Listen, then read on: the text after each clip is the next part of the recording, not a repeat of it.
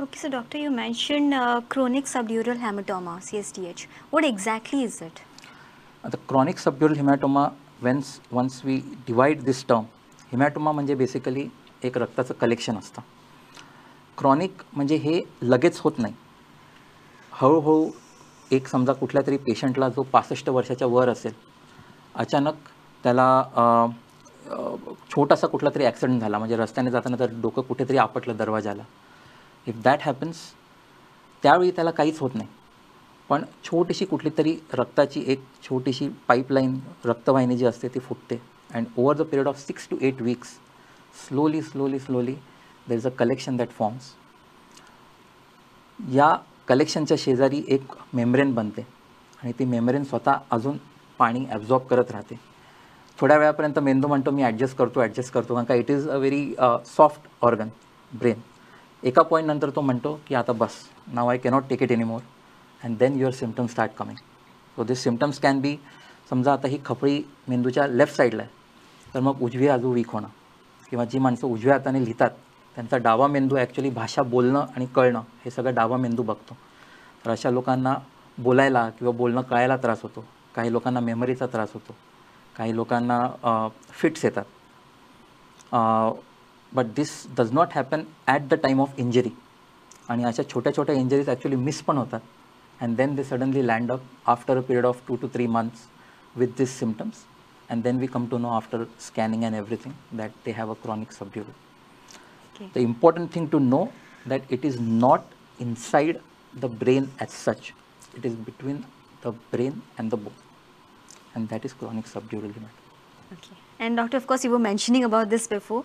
So, of course, would you like to tell our viewers why exactly we are discussing this today? Why it's so important? So today I want to discuss it primarily because now I have been doing this for a few years and I have trained in different places.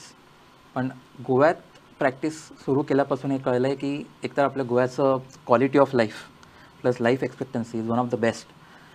Literacy rate is good, so people are aware most of the time what is happening to them and they take care.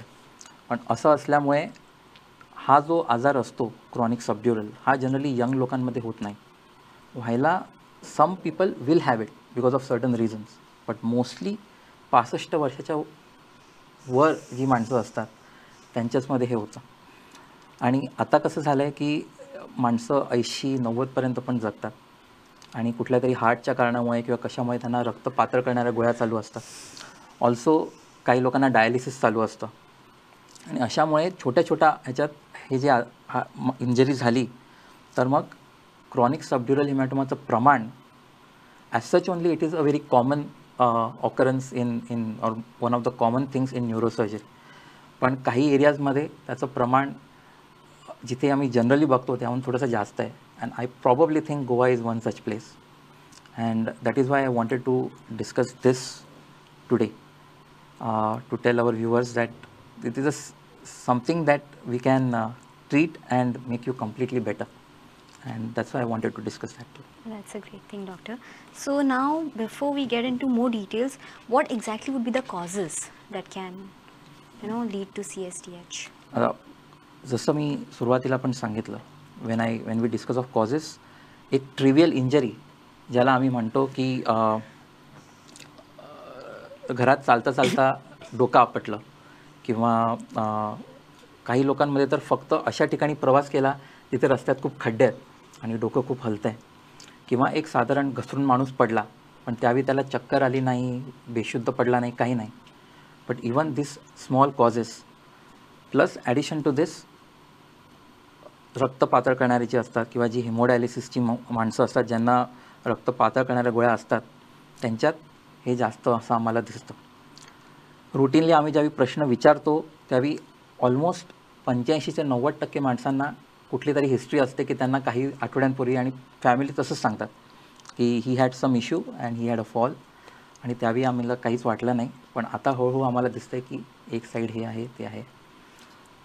Rarely असं होतं ज्यावेळी आम्हाला कुठलाच cause माहीत नसतो त्यावेळी कुठला तरी कॅन्सर वगैरे जर पसरला असेल ब्रेनमध्ये त्यातसुद्धा थोडं ब्लिडिंग वगैरे असं दिसू शकतं.